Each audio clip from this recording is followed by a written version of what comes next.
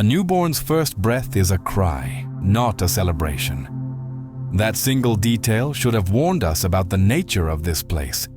Yet we insist on treating life as a gift. Herman Tønnessen never played along with that script. He stared at the cry, not the cradle, and understood what most people spend a lifetime avoiding. The world does not care who you are, and it never promised to carry you gently. Look around. The evidence is scattered in the most ordinary corners. A colleague who disappears from work because the weight finally snapped something inside. A parent who tries to hold the household together with a smile so rehearsed it could crack like plaster. These are not anomalies. They are the rules speaking through real bodies. Tønnessen listened to that rule with an honesty so brutal that most people mistake it for cruelty. Stories older than writing echo the same recognition. In the Greek tragedies, the gods never reward clarity. Oedipus seeks truth, and the truth levels him. No divine rescue, no moral compensation, only the cost of seeing. This is the terrain where Tønnessen builds his philosophy, a terrain that strips away the comfortable idea that life is benign or meaningful by default. And here is the part no one likes to face. The people who manage to call themselves happy rarely understand the structure they are living inside. Their peace depends on a kind of blindness, a gentle muting of the world. Tønnessen does not mock them. He simply states the fact with precision. Happiness functions best in creatures not burdened by awareness pigs, he says. Enjoy their world because they cannot dissect it. Humans, cursed with introspection, cannot escape the dissection. You may try to resist this point, but the resistance collapses quickly. Every honest look at existence pushes toward the same corner. When someone insists that life is wonderful, they are not describing the world. They are describing their own refusal to examine it. Tønnessen exposes that refusal without blinking. And once you see what he sees, the old narratives start to dissolve like wet cardboard. This video begins here, in the gap between the pleasant stories we tell and the truth we avoid. If you keep watching, you won't get comfort. You will get a lens sharpened enough to cut through the illusions that keep most people docile. Whether that's a blessing or a wound is another question. But if you have felt the quiet suspicion that the world is nothing like the slogans say, you already know you cannot turn away now. A single heartbeat. Just that. No fanfare, no meaning assigned, no orchestral swell in the background. We arrive, and the world is already turning. That fact alone is more radical than most of us allow ourselves to see. For Herman Tønnessen, this arrival is the starting point, not the cradle of hope, but the instant of exposure to a reality that doesn't bend for our expectations. Tønnessen's claim that happiness is for the pigs must be read in the context of this exposure. He writes, "The fact that a patient is classified as mentally or emotionally sick prevents the psychotherapist from inquiring whether his patient may be cognitively right." That phrase unravels an entire assumption, that we are born into order, meaning, comfort, or promise. Tønnessen says we are not. The world doesn't owe us coherence, and recognizing that is the first act of freedom. But of what kind? Not the freedom of joy, the freedom of clarity. Let us reconstruct the steps of his reasoning with precision. Existence precedes the story. We are thrust into a world already in motion. There is no safe moment before our awareness begins. Unlike myths that grant a beginning of promise, our beginning is the shock of being alive. The world is indifferent. Indifference is not cruelty. It simply lacks allegiance to our desires. The good life is not pre-built for us. Any narrative that claims we are here to be happy is already imposing structure, disguising the fact that the universe doesn't come with our manual consciousness intensifies the shock. For Tønnessen, the more we think, the more we understand how precarious everything is. Life, relationships, achievements. The reflective mind sees cracks in what the unreflective accepts as solid. Happiness as imagined spoils clarity, because happiness, in the popular sense, asks for closure. Closure of doubts, of pains, of risk. But clarity resists closure. To be clear is to leave fractures visible. If you accept the world with your eyes wide open, you cannot pretend the fractures are healed. Tønnessen's pessimism is not decoration. It is the rational consequence of taking existence seriously.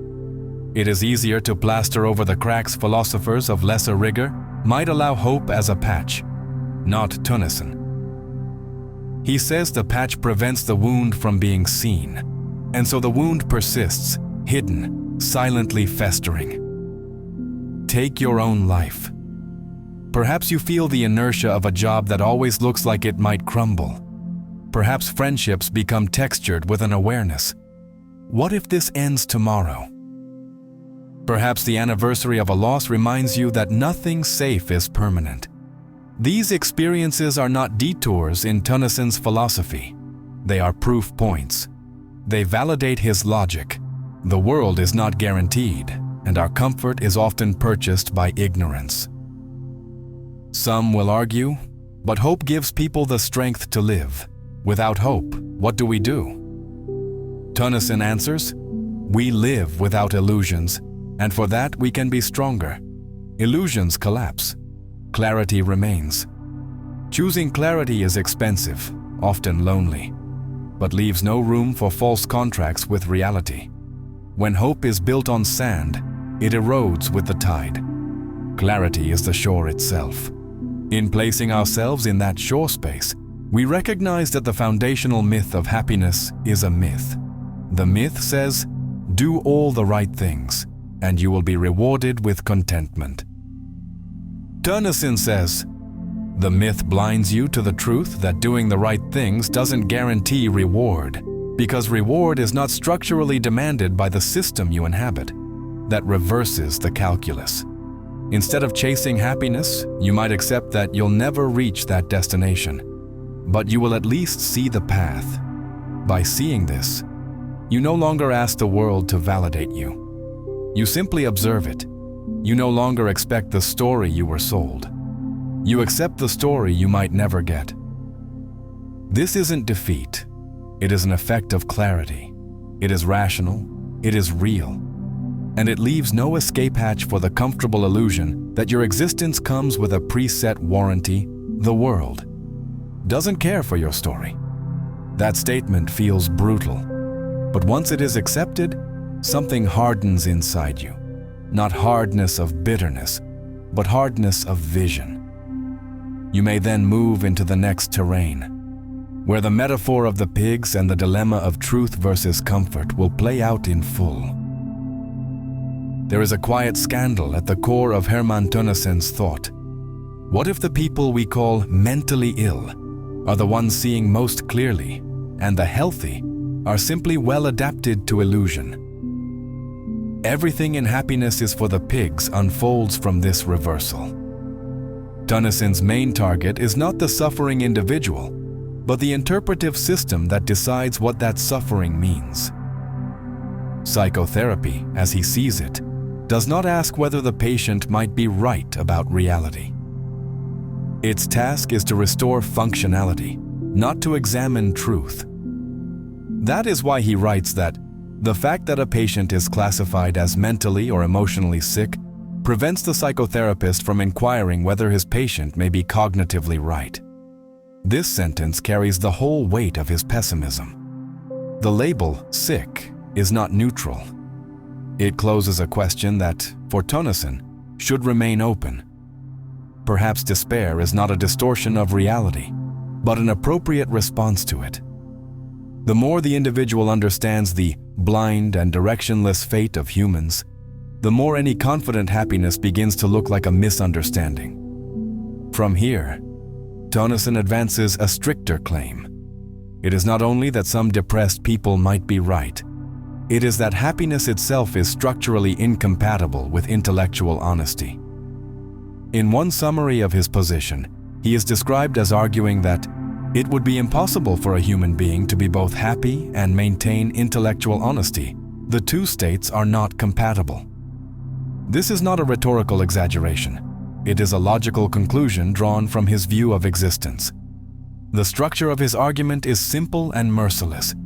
Human existence is governed by chance, vulnerability, and ultimate loss. A fully honest intellect must take these features seriously, not gloss over them. To be genuinely happy is to feel reconciled with one's condition. A mind that fully grasps our condition cannot, without contradiction, feel reconciled with it. Therefore, genuine happiness and full intellectual honesty exclude one another. If you are honestly awake to what life is, you cannot be at peace with it. If you are at peace, you are not fully awake.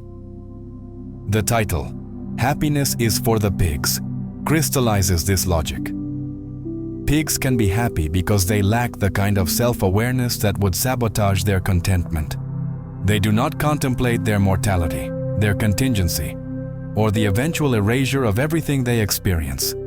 They eat, sleep, and root in the mud, with no demand that the world justify itself. For Tønnessen, this is what happiness truly requires, not gratitude, but ignorance. This connects with his even harsher remark, reported by later commentators, that life is not even meaningless. Meaninglessness would still treat life as something that could be measured on a scale of sense versus nonsense. Tønnessen refuses even that dignity. Human categories like meaning simply fail to reach what existence is.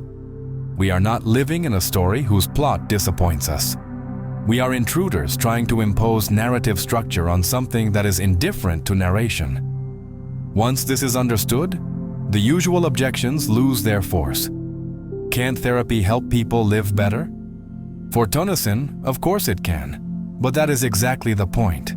It helps by softening the contact with truth, by repairing the person's ability to function inside a world that does not deserve their trust. Therapy becomes a technology of adjustment, not an inquiry into whether adjustment is rational. Can't someone be both lucid and serene? Only if serenity is redefined. What most people call happiness involves a basic yes to existence. Tønnessen's lucid individual has already withdrawn that yes. What remains is not harmony, but a cold, clear endurance that no longer confuses survival with justification. Isn't this too extreme? Extremity here is not a mood. It is simply the refusal to dilute the implications of our situation. If the world offers no guarantees, if every attachment is precarious and every life terminates in disappearance, then any stable, affirmative happiness is either a temporary accident or a carefully curated blindness. By the end of Tønnessen's reasoning, one conclusion stands alone. If you insist on seeing clearly, you must give something up. You cannot keep both truth and happiness in the strong, popular sense of the word. Someone will have to live like the pig, untroubled and unaware. If you choose not to be that creature, you have already sided with Tønnessen, whether you admit it or not. We spend years chasing stability, yet every stable thing eventually slips through our fingers. This is the contradiction that stalks modern life. We behave as if permanence exists, while knowing in the marrow that nothing we hold can last. The tension is not new. What is new is how loudly it echoes inside the contemporary mind, surrounded by stimuli, goals, and expectations that make the collapse feel even sharper. Tønnessen's thought lands precisely in this fault line. His claim that happiness is for the pigs is not an insult, but a diagnosis of how human beings confront the world. We want clarity, yet clarity wounds us. We want meaning, yet meaning dissolves as soon as we look too closely. The human tragedy begins here, not in catastrophes, but in the ordinary moments when our illusions fail. Philosophers across different eras recognize this same structure. They may not have used Tønnessen's language, but they circled the same contradiction. The individual who sees too much pays for that vision. The ancient tragedies already showed that the one who seeks truth ends up outside the circle of comfort. Modern thinkers only sharpen the insight by stripping away the mythic framing. Tønnessen, however, goes further. He argues that awareness itself creates the fracture.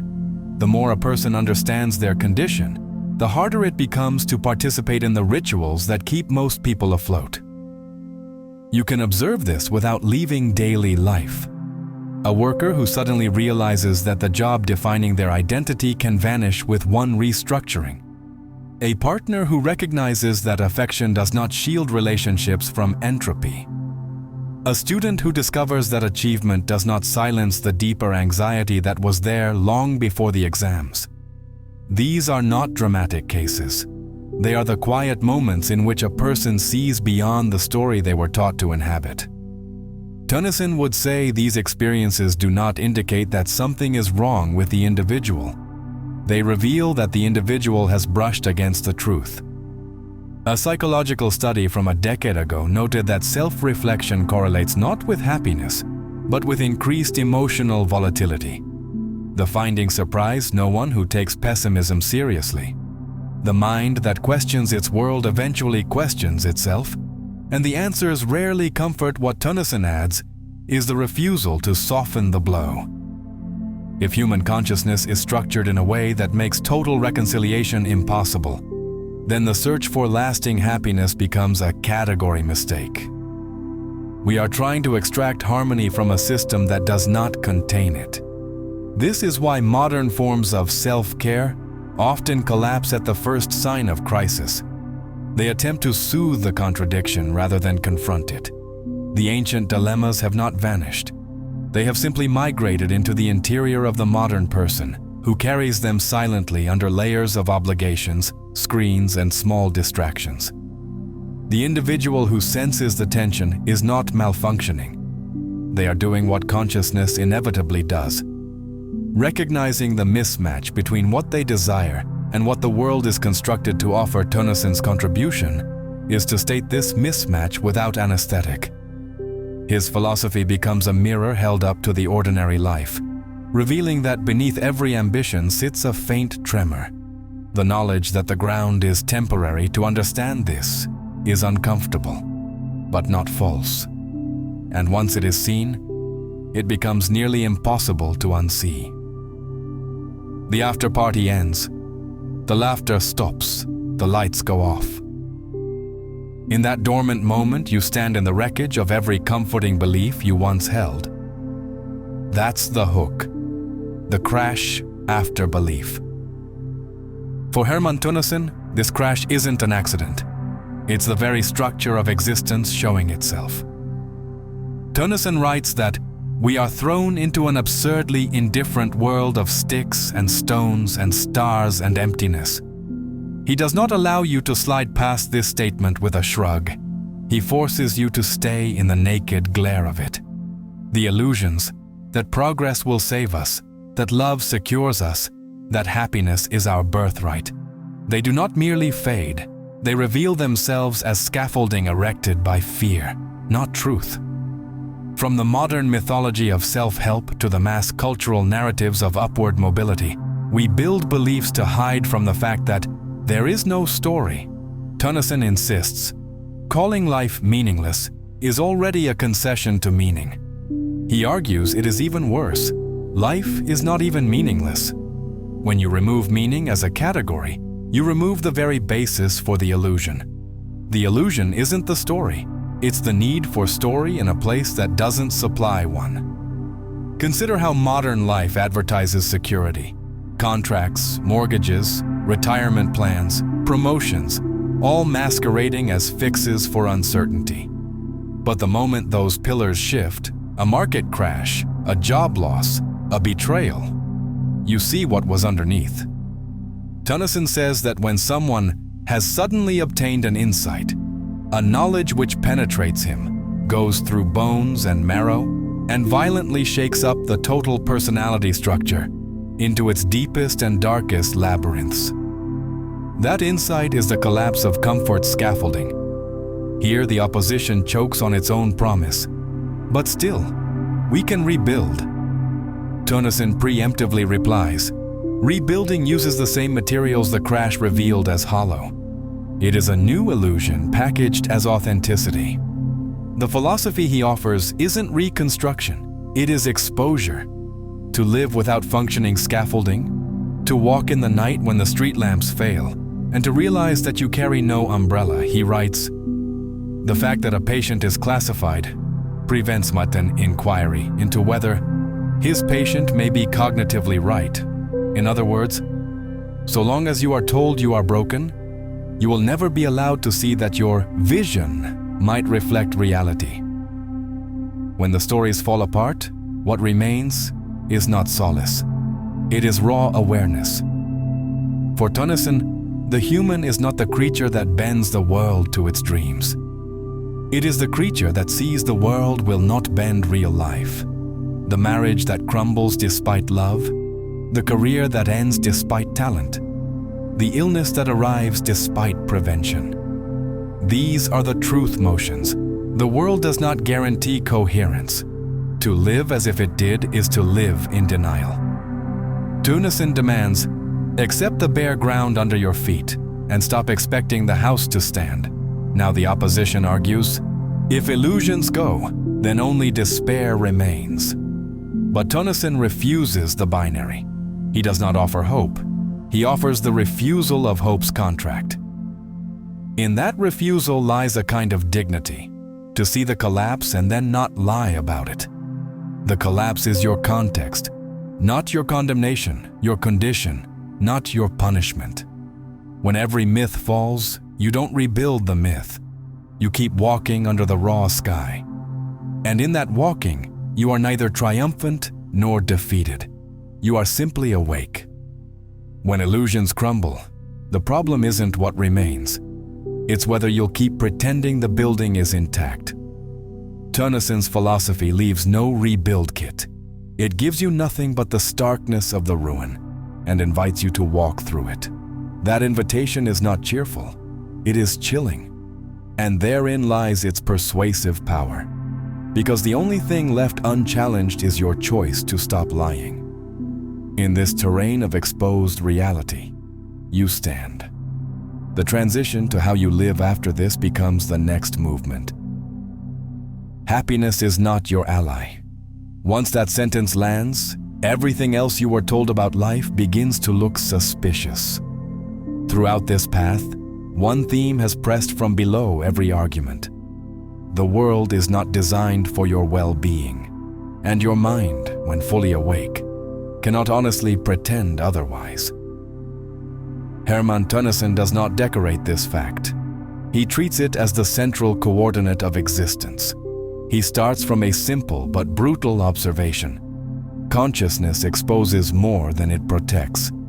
The more you understand about contingency, loss, and finality, the less compatible you become with the naive idea of a happy life. That is why his most provocative claim is not just rhetorical flair. When he says that happiness is for the pigs, he means it in a strictly logical sense. A pig does not contemplate the structure of reality. It does not know that everything it enjoys is temporary, fragile, and headed toward erasure. Its contentment depends on absence of insight. Humans, on the other hand, are cursed with awareness. We know that relationships can end without fairness, that efforts can fail without reason, that lives can be cut short without explanation. To see all this and still insist that life is basically good requires a selective blindness. Tønnessen refuses that blindness. He prefers a sharper, colder lens, even if it wounds the one who looks through it. That is why his line about psychotherapy is so decisive. The fact that a patient is classified as mentally or emotionally sick prevents the psychotherapist from inquiring whether his patient may be cognitively right. The moment despair is pathologized, its content is disqualified. The question, is this person seeing something true about existence, is never seriously asked. The goal becomes restoration of function, not examination of truth. For Tønnessen, This is the clearest sign that society protects its illusions more fiercely than it protects its individuals. Across the terrain we have walked, the pattern repeats with cruel consistency. We enter a world that did not ask for us and does not tailor itself to us. We construct narratives of meaning, progress, love, success, in order to tolerate that fact. When these narratives crack under pressure, we label the resulting clarity as crisis or illness. Then, instead of listening to what the crisis reveals, we rush to repair the story. Tønnessen steps outside this loop. He treats the crack not as malfunction, but as revelation. The person who can no longer believe in ready-made happiness is not necessarily broken. They may be the only one in the room who has stopped lying. At this point, the usual counter-moves collapse. Surely there must be a balance between truth and happiness. No. In Tønnessen's framework, what most people call happiness is not a neutral mood. It rests on a tacit yes to existence. But a mind that has properly absorbed the brutality of contingency and the emptiness of cosmic purpose cannot say that yes without contradiction. To attempt a balance is to try to stand with one foot on land and the other in midair. Isn't some illusion necessary to live? Perhaps. But necessity does not equal legitimacy. A drug may be necessary for an addict to endure the day. It does not become true because of that. Illusion may help some endure life, but Tønnessen refuses to elevate that help into a principle. He does not deny that illusions work. He denies that they are honest. What about meaning, dignity, love? He does not deny their existence as experiences. He denies their guarantee love can be real and still be temporary, still be shattered by time, chance, or death. Dignity can be upheld and still go unrewarded. Meaning can be felt and still be constructed rather than discovered. None of these, for him, rescues existence from its basic structure of exposure. So what remains once this has been admitted? Not a system, not a salvation, not a secret technique. What remains is a stance, a way of standing inside a reality that does not justify itself, a refusal to dress the wound in bright colors. To live in Tønnessen's spirit is to accept 3 hard commitments. You will not demand that life be fair. The demand only adds a second wound when the world fails to comply. You will not downgrade your own clarity to fit the collective script. If your insight into the emptiness of the guarantees isolates you, that isolation is the price of lucidity. You will not call your unease a defect simply because it conflicts with the happiness ideal. Your discomfort may be the most honest thing about you. This does not produce joy. It produces integrity. You stop bargaining with the universe. You stop waiting for the story to make sense. You stop treating your pain as a glitch in an otherwise benevolent design. Instead, you let the design be what it is, indifferent, unstable, without a built-in moral endpoint. In that acceptance, something stern and quiet appears, not hope, not peace in the sentimental sense, a kind of hard-edged dignity, the dignity of refusing to be bought by comforting lies. And here lies the final closed door of Tønnessen's philosophy. If you choose happiness as culture defines it, you must agree to look away from parts of reality. If you choose truth, you accept that what you see will not support your happiness. There is no third path that preserves both in full strength. One must bow to the other. Tønnessen makes his choice explicit. He aligns himself, not with the contented creature in the mud, but with the exposed mind in the cold. He knows the cost, and he does not water it down. The last sentence belongs to him, and it seals the pact. If happiness is for pigs, then truth is for those who can survive the cold. Even when Tønnessen strips every illusion bare, something powerful happens. You realize you're not facing the cold alone. This channel exists for that. People who prefer truth over comfort, Clarity over decoration, and just being here, watching, thinking, sharing, already keeps this space alive. That matters. If you want to go further, becoming a member strengthens the channel in a real way and brings you closer to the core of what we're building. And if the video hit you deeply, the super thanks button is there as a small gesture of support. But whether you join, contribute, or simply return for the next video, you're part of this. Your presence already helps more than you know.